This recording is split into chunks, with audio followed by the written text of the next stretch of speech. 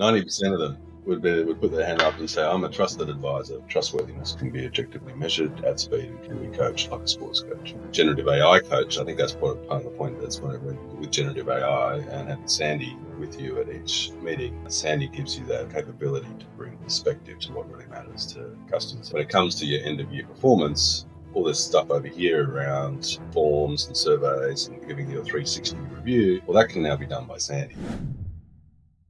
What I'm trying to achieve this year is just to raise awareness that trustworthiness, of which, David, you're in the role of making people feel comfortable so that I can eventually, I feel more trusting of you now than I did before we started the podcast. And that's not been critical of you at the start of the podcast. My point is that the way you make human connection, the way you're curious about me, and that establishes that rapport. And what we're saying is that along with a bunch of other metrics can be measured objectively in every meeting, and it can be measured at speed with the power of generative AI, and it can be coached. Simple message we're trying to get out, raise awareness, is that trustworthiness can be objectively measured at speed and can be coached like a sports coach. That sounds really fascinating to me. I didn't think of it that succinctly, but the essence of that, I think, came to me in a couple of ways. One, I was talking to a friend from business school, I think it was yesterday. He's in India, so like the time I get all kind of mixed up because it's like tomorrow for him, but yesterday for me. He sent me this article about how AI was caught cheating on like a chess match. Like when they're like testing it out, I guess, in different parameters. And this one instance, or maybe several instances, it was facing a superior opponent. And it was found to like cheat and try to like hack into the opponent's like side and exploit a weakness or something like that. And I forget actually what the other examples were. I'm not even sure if they were recent, but just in my mind, I started to like almost in my unconscious tracking like nature, and when you think of like a system and like laws, let's say, like nature's laws, it seems like we're taught to never lie, never deceive, don't be duplicitous. But, I don't mean to be glass half empty here, but it seems like clearly their nature rewards deception. And then the question is, up to what point? Because I think you can only operate on false data for so long before nature's like, okay, that's enough of that experiment. Now it's time for someone else. And then depending on the hand that you played, the consequences might be even more severe. So like if I'm like, oh, I'm just going to exploit this weakness, then when I have my comeuppance, it could be pretty harsh setback for me. And then you got to run that calculus, like, would that have been a good strategy or not? And that's why I guess we're all trying to figure out with our schooling systems, our religious systems, our et cetera, et cetera. So when it comes to like measuring trust, especially now when things are moving very quickly. We're kind of forced to reinvent ourselves. I was a tour guide in Japan until the pandemic. Then I went to like business school in a new country, new continent, all this stuff. So it wasn't like I was trying to pretend I was one thing and then another. I literally had to. Like I was, and I think we're all doing that to varying degrees. Maybe you're a father, maybe you're a widower, maybe, different things happen. And there's this identity, I guess, discovery. And so, yeah, it sounds really fascinating to hear, like, if you're sitting across the boardroom from someone or sitting across a negotiation table and you don't know the person very well, or you only have limited data to assess big decisions, like you're forming an algorithm that's going to have drastic consequences, probably not just for you. How can we measure that? So that does sound like a very fruitful topic to explore. I'd love to hear more about that. Yeah, I think to your point about how nature behaves, the critical thing here, nature's laws, as you mentioned at the start. So our generative AI analyst is named Sandy, and Sandy's named after Sandy Pentland. Yeah. And Sandy Pentland's one of the top computational MIT. social scientists at MIT. Yep. Yeah, familiar with him, I assume. Yeah, we were on a board together with the Boston Global Forum. Yeah, so Sandy, after I finished in doing, similar to you were tour guides, I was in investment banking and then similar roles, of course, but I left and went to MIT to do a course that Sandy was running for 4 months. I had this inkling of an idea in the background anyway about improving the feedback loop. Sandy got me thinking about how human behavior is predictable. And that comes back to your point about laws of nature. Knowing that human behavior was predictable, it got me thinking that that's measurable, and that's measurable within meetings. And that's where trust is built, but lost as well. And so that's what got me thinking about how do we measure what's going on in meetings. And so we developed that with the help of the guys who wrote the book on trust, just learning about how every meeting is different. And we're faced with so many challenges in the 30 minutes that we've got with someone very important. And just to get our message across, that sometimes I think what's most important to that individual that you're sitting across the table from is that you're credible, that you're reliable, that you're making human connection, and that we're talking about something off topic, that we're learning about your trips to Japan and you went to business school in Japan, and that you're not doing things to take away from this opportunity to build trust with me. You're not name dropping. You're not interrupting me. You're not being blaming other people. You're being curious. You're asking me questions like you are, Dad. And this is all fundamental stuff that goes on in meetings that we don't measure. If you want to build trust, that's what you've got to focus on. I think the starting conversation that we have with is, imagine you're in a fishbowl in your organization. You're having your morning meeting, or you're having a strategy meeting with your other executives, or your sales team, HR team, your compliance team. You're sitting around the table. How often do you reckon trust comes up? How often do you think trust comes up in the conversation, and the importance of building trust with our customers? Consciously, not that much, I would think. Unconsciously, probably more than we would think. Yeah, actually, it's quite a lot, because you're thinking about, okay, we need to improve sales outcomes. In order to improve sales outcomes, we've got to build better relationships with our customers. Trust is absolutely critical to what we do, and 93% of business executives will tell you that trust is really important. Building trust is really important to improving their bottom line. And when I say that, people go, "Well, what are the other 7% of executives thinking?" Of course, it's important to our profitability. And so we challenge people in the room and say, "Okay, well, you're all talking about trust and the importance of building trust with our customers. Why isn't anyone putting their hand up and saying, okay, well, how are we measuring this process?" We know how to measure our sales outcomes. We know how to measure our quantifiable cost of sales numbers, sales. But their outcomes, that's an argument around attribution. What are we doing around measuring how to get there?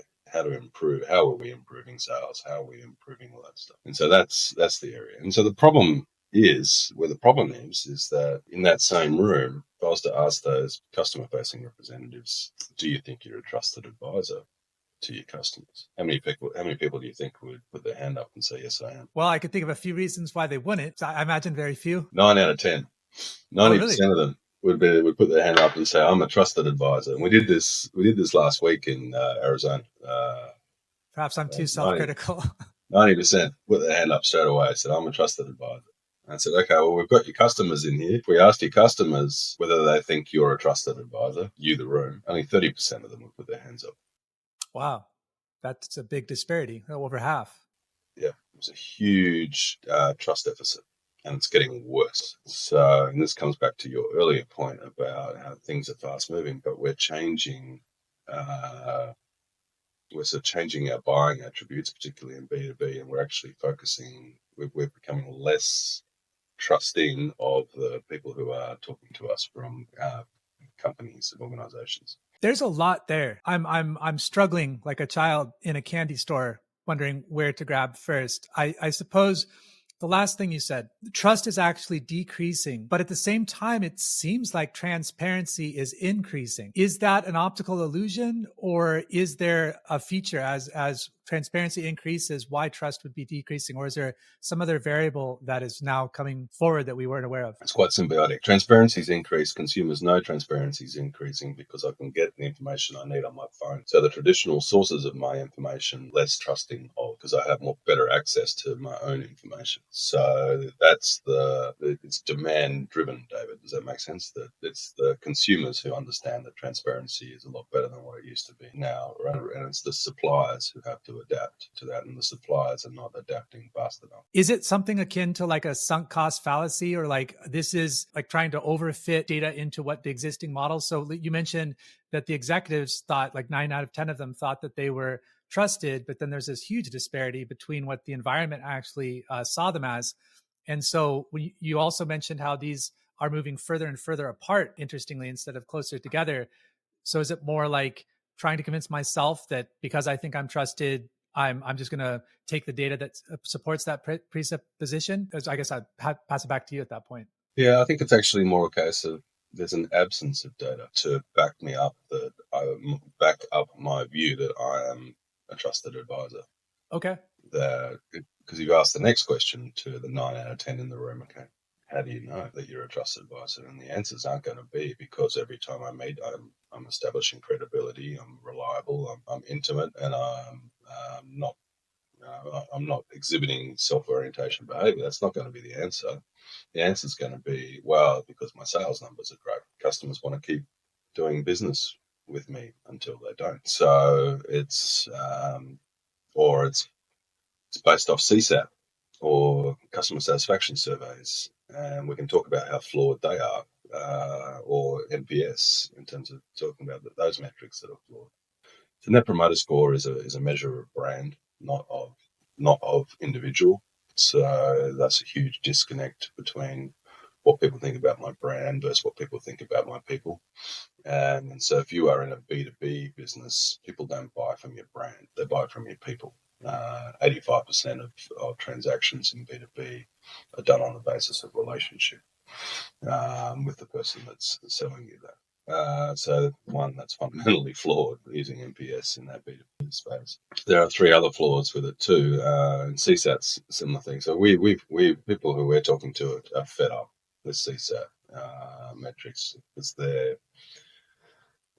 I'll give you an example. Your team across your call center, your what you call your sales, your front end sales team are out there trying to win new relationships. Your account management team is trying to grow existing relationships and keep those existing relationships. And your marketing team that's trying to get your message out there widely, an impactful message. Let's say you had a look at the activity over the last 30 days, and let's say there are 1,000 meetings that have gone on. That could be a phone call that lasted for 10 minutes. That could be a person meeting. Most of them are going to be in-person, virtual, or phone calls. And you look at your CSAT numbers, because after every meeting you send out a survey. What did you think of that? And we're all used to getting this stuff. And so the typical metrics you're getting back are you're getting responses far less than 10%. So you're probably getting 5 or 6% responses to that. You're only getting the answers at the extreme. So people who are either really satisfied or and so it leaves you with two questions. What are the other 95% of customers thinking? And where's the middle? Where are the people in the middle who are saying, look, I'm okay with you or what you're doing at the moment, but you could improve? And so CSATs are flawed in their metrics. Survey-based measurement, more broadly, is flawed in its capability to measure trust and to measure what's going on in customers. It's the other problems you've got with them is that when you're asking a customer whether they're satisfied or not, it's a single snapshot in time. It's what's on their mind at that particular time. Trust is something you need to build over time.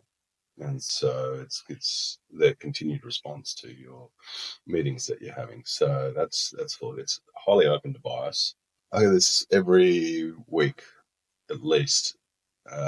Someone's completed a ticket on one of my service providers, and they say, "Oh, you're getting a survey tomorrow. Do you mind giving me 5 stars?" I had this when I walked into a store in Boston the other day, and so the guy I was meeting with did a fabulous job of selling me a new widget.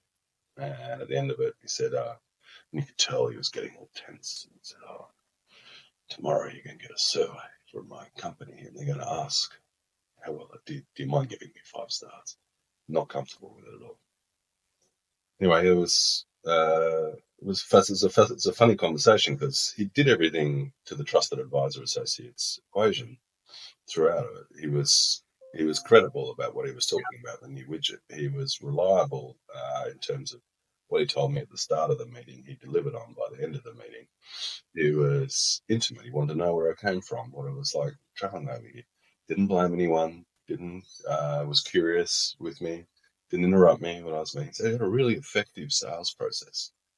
But the measurement by which he was going to be rewarded was not based on that process. It was based on what a survey that I would get the next day.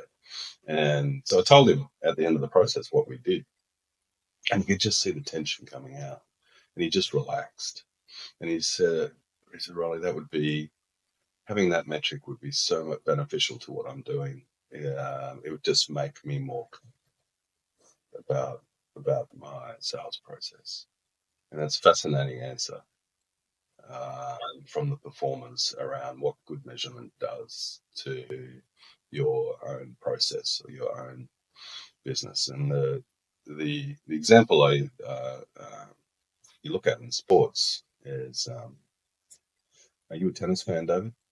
I am actually, but it's a growing passion. I have plans to take lessons this summer, so I don't play myself, unfortunately. But I've it's grown on me as an audience member. Do you watch any of the Opens, like the US Open or the Australian Open? Or, I've watched them off and on. Yeah, you notice how there's 2/3 less court officials than what there used to be? I didn't pay attention to that, perhaps, but I could guess why. So you remember the line judges used to be Yeah, there? that Yeah, was I was wondering why we don't have kind of why that wasn't addressed sooner everywhere, but yeah. sounds We like don't have line judges anymore. They still get, you still hear the yell out from the tech, but it's Hawkeye technology that's measure whether the ball is in or out to the millimeter. Fascinating technology. And the one thing I noticed at the Australian Open, which was just on recently, which really stood out for me, was just how comfortable the players were around line calls, and that there weren't disputes with umpire or anything else about whether the ball was in or out. But of course, we only have to hark back to the time of John McEnroe, where that was common, and there was tension, was lots of tension, and there was lots of argument. And John's point was that I practiced thousands and thousands of hours to get the ball exactly where I wanted it to go.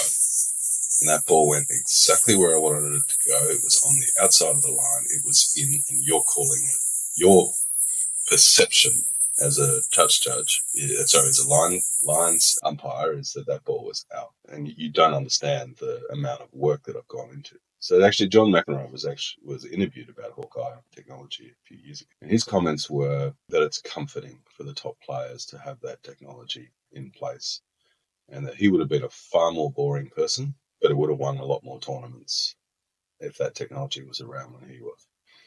So there are always yeah, so trade-offs. the important thing is just what good measurement of what really matters is comforting for people in their day-to-day profession. And so introduce good measurement around what's really important to you as a customer-facing representative, which is building trust with my clients. And it's comforting, a lot like the Fitbit with the walker, knowing that how many steps I'm actually doing a day. I can start to plan my day around the number of steps. I can actually now start to plan my meetings around what I really need to hit with these particular clients, what I might have missed last time. I need to make up for on this one. So, yeah, fascinating space. It is comforting to know what the like you'll be treated fairly, like you think of like in a court of law, in tennis at high stakes, because it's not just like that one thing. There's a knock-on effect from getting a call wrong.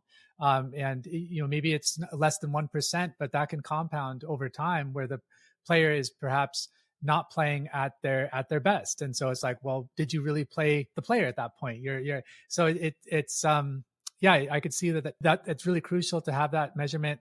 And regarding what the example you gave with the clerk getting uncomfortable around asking for a rating, I find similar to like in sales, you're fine asking for money on behalf of someone else or just helping someone solve a problem.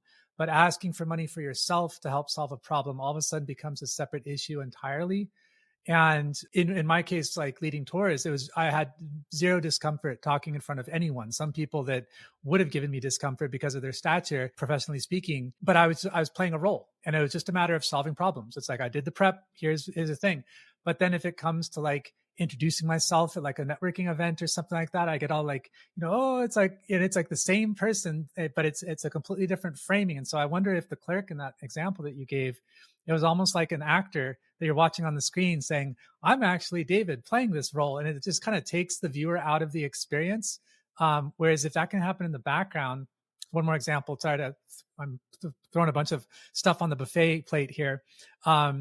With crypto, I guess this was probably a few years back now, when there was they weren't sure if it was a security or what exactly, and they were I think it was XRP at the time, and a few people in the crypto space were saying, we're fine with it being regulated, but just tell us what the rules are, because then we'll know kind of what to do. But it was that ambiguity that was really confusing for folks. And so, yeah, I think, and having it kind of running in the background is a good idea. I guess there's always risks. There's always a trade-off. We might not know about John McEnroe if he had Hawkeye, because what made him colorful was the bad calls, let's say, or the controversial calls. But also, like, who's watching the watcher kind of thing. Like, if someone did hack into something that we trusted, would we have the critical thinking ability to understand that we've been gamed, and what are the safety measures in place to make sure that as we're outsourcing stuff to autopilot, that if the pitot tubes freeze over or something, we'll still know how to fly the aircraft. Sorry, that was a lot on a plate there, but feel free to take a bite at anything that looks delicious. Yeah, let's start with the oversight. I think that's an interesting conversation. Let me tell you about something we got wrong. That might help you with that. That'll sort of unpack the oversight bit a little bit more. When we started talking about into conversations when it comes to building trustworthiness, and that's whether you're talking to external stakeholders, so your clients, investors, community, or internal stakeholders, your employees, there's a perception that this was a big brother tool. And that this could be used by my bosses to hire or fire. And we played a part in that, and that was what we got wrong. And the part that we played was that we thought our ideal client profile, ideal customer profile, was the head of sales, head of marketing, head of customer success, head of account management, and that still is today, except the message that we were focused on was very much around harmonizing. This is a way to harmonize your engagement standards across your teams by introducing internal benchmarks, and that's still true today. But the point is that we weren't connecting with the individual who was going to use Sandy to improve their self-awareness, and that disconnect was something that needed to happen, because otherwise we'd sell it to the head of sales or the head of account management, and ultimately she would have to turn around and sell it to her individual users to get them to buy into what we were doing. And they were fearful of, oh, this is a big brother. So that's why we started conveying more about the Fitbit and the importance of bringing good measurement into what's really matters to you at the individual level, which is, you ask the individual, do you believe building trust with your clients is important to your daily process? 9 out of 10 of them, 93 out of 100 of them are going to say, yes, it absolutely is. And so, okay, well, this helps improve your self-awareness. So that's what we changed the messaging to. So the important, coming back to Big Brother is, or gaming the system, is that it was getting across that this is an improvement in self-awareness, but also this is a solution that gives you perspective, and that's what you're lacking today in your day-to-day from your powers to be, your boss at the moment. You look at what your boss is doing at the moment, and you think about, I'm sure you can relate to this story. I used to work for, you mentioned this right from the start, we have a global footprint. And I used to work for an organization that had a global. And the boss would come into town. You want to make sure the office is clean and everyone's ready for the boss coming into town. And we'd have a schedule set up for the boss. We're going to take the boss to a couple of meetings. Guess which meetings the boss is going to. Not going to any ones where it's critical, where we're at risk of losing the customer. No, it's going to my good friend's meeting. Going to tell my boss about how great I am. If someone is managing 50, 60 people, then how many meetings with each individual person are they going to get every year in front of a customer? 1, 2, maybe. And so what else do they have other than perception when it comes to actual looking at your performance for the year? And so we sit down and we have a look at your outcomes. We have a look at your sales numbers. And then we try to get an idea of the process that goes into those outcomes by doing what's called a 360 review, where I send you a series of questions. You need to fill them out, and then I'll spend 2 weeks out of my time going and reviewing that and coming up with my perception of how well. The thing is, with the sports coach, you know what's common to a sports coach? That they're with you at every training session. They're with you at your games. They're just trying to make incremental improvements on a day-by-day basis. And so that's perspective as opposed to perception. Rather than basing my view on how well you've done over the year based off one or two meetings, the fact that I'm with you on a day-by-day basis means I have perspective. Why is that? Because as I was thinking about that, when you said the difference with the sports coaches, they're with you, I was thinking, well, yes, that makes sense, because the way that the sports coach will be rated is how well their athlete or coachee is performing. So they're intrinsically or symbiotically kind of connected. Then I thought, well, wait a minute, wouldn't the same be true of the executive? Is it that there's a layer of separation, so there's a kind of unclear accountability with the outcome? Well, just the executive can only be with you one or two meetings a year. Okay, I thought that was by choice, though. They were choosing to not be with you as often as they might be able to. Physically, it can't be done. Not if you're managing that sort of numbers. And it's not economic either. Why would I take my boss to every client meeting? That's an incredible drain on our resources. Especially with a large corporation, yeah.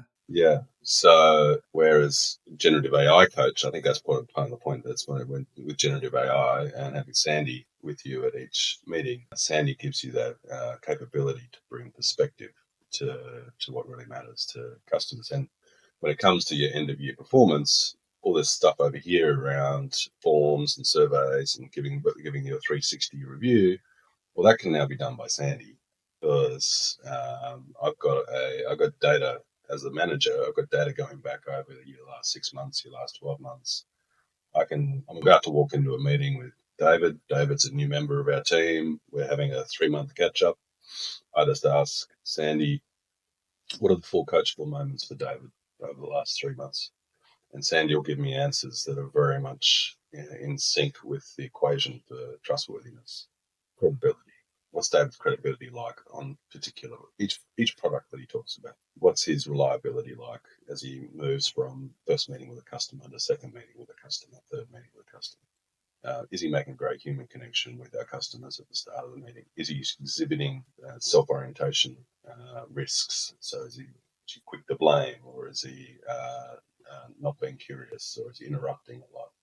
And I can also look at the code of conduct that I've given David to make sure he's focused and look at the risks against that. Key selling points for each of our products and services, and what's the key feedback from David's meetings. Sandy brings perspective and is coaching David on a meeting by meeting basis.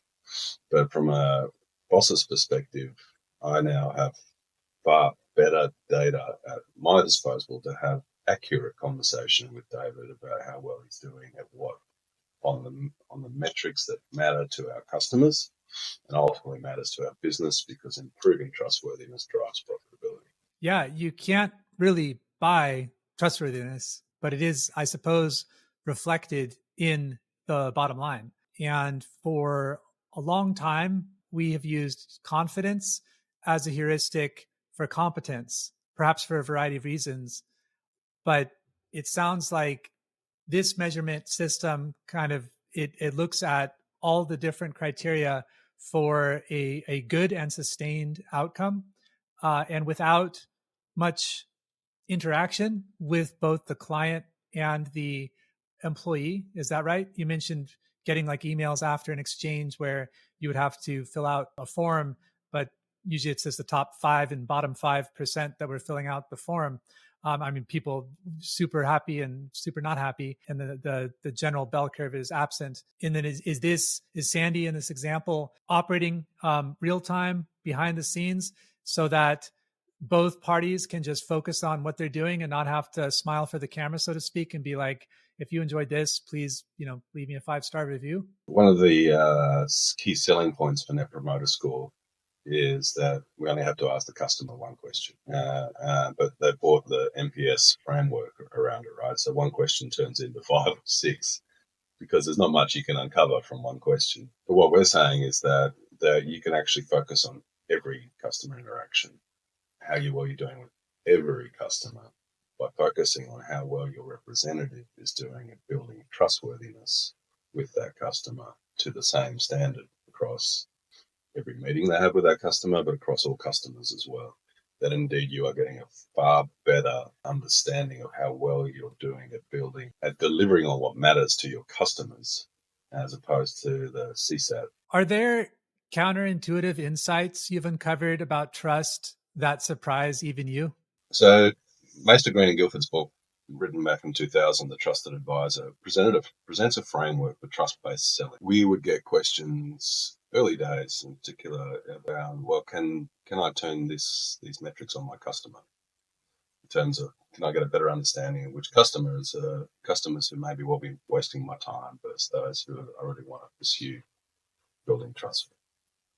And that's understandable. We get those questions. To answer your question specifically, what I didn't appreciate was that by working with the analyst, working with the sports coach, with Sandy, that's sticky.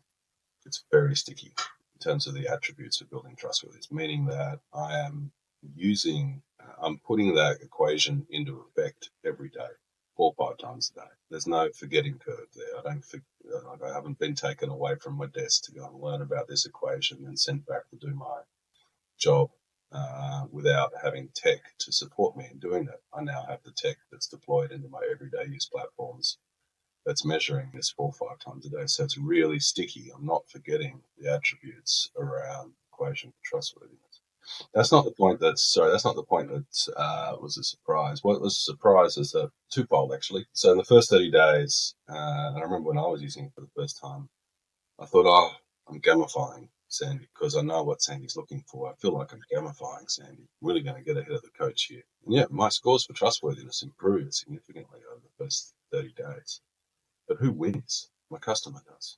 Because all I'm doing is changing my behavior to what is expected by the guys who wrote the book on trust to build trustworthiness effectively. And the second attribute was that within about 60 days, and this is what really struck me, is that those initial questions about whether I can turn this on my customer, it just stuck with me. But it resonated to the extent that what I'm learning from Sandy, what's sticking with me, I then start looking for from other people, from my customers.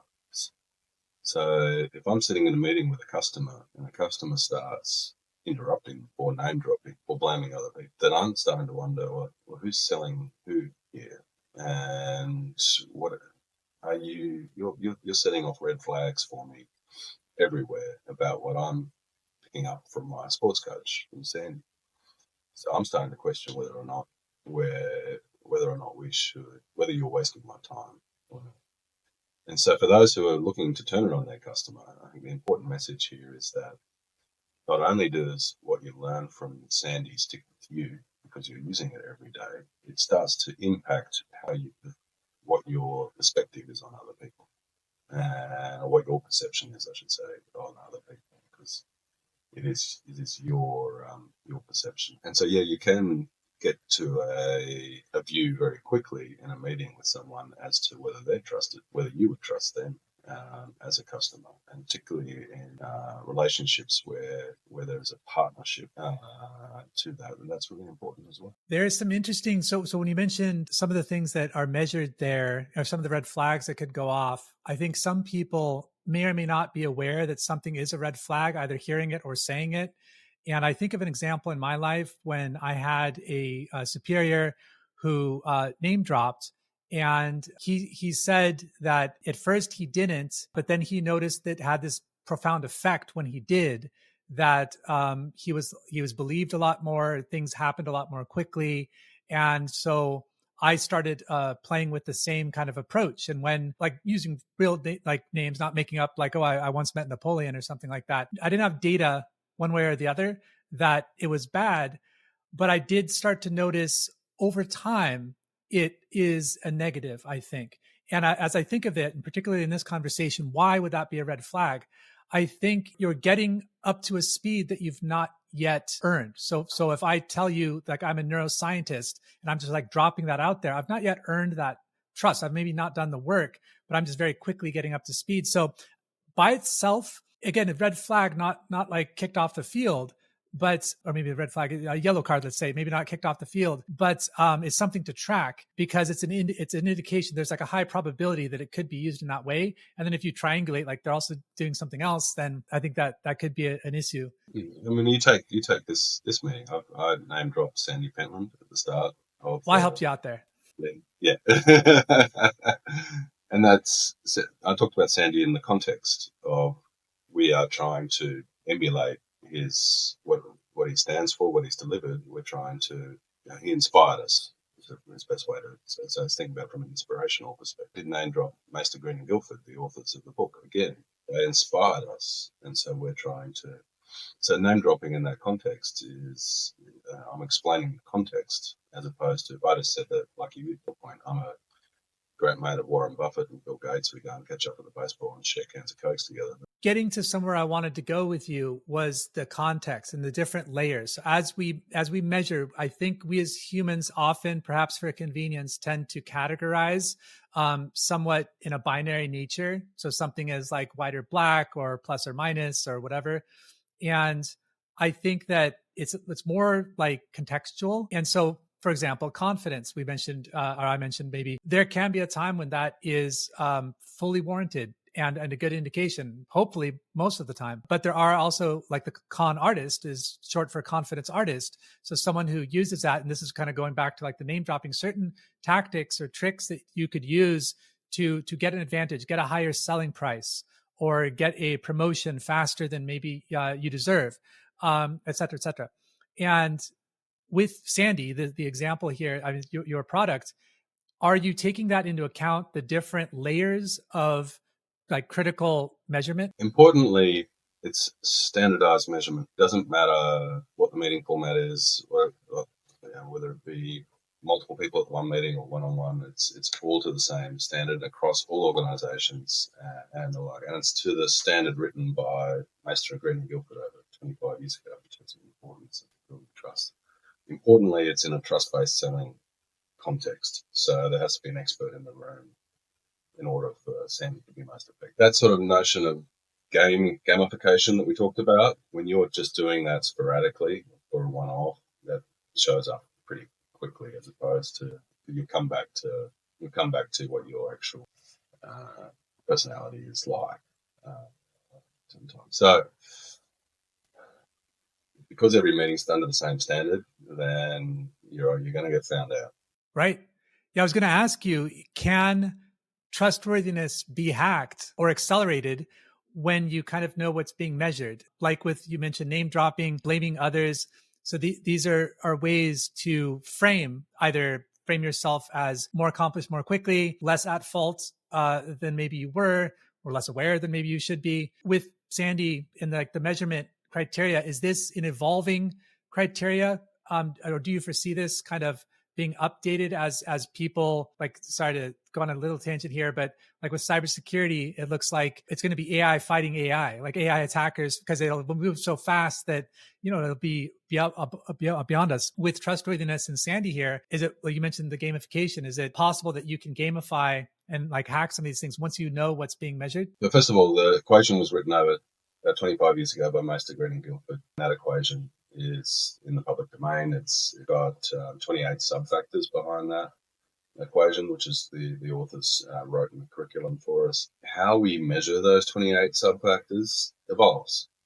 And but the factors themselves, what it takes to build trustworthiness. So that's what we're continually improving, is just delivering on the accuracy for the one of the 28 sub-factors. I'll give you an example just to finish. Passion. People ask us, why is Sandy looking at the text? Why isn't it recording, looking at videos and audio? And tone, because they think, the tone of the voice is really important when it comes to building trust. Tone plays to passion, and passion is one sub-factor, and that can be picked up. That's done quite well at the moment by Sandy.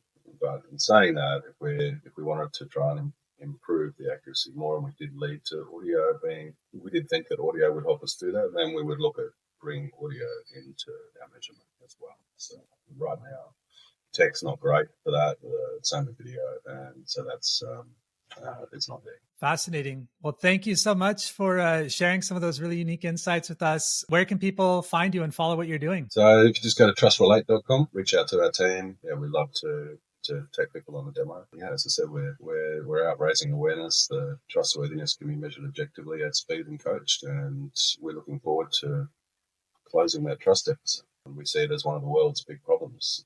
It's about a $70 billion addressable market for us. So it's we're out to help close that gap. Amazing. Well, thank you. It's been fascinating. Love to spend some time with you, David. Thank you. Bye.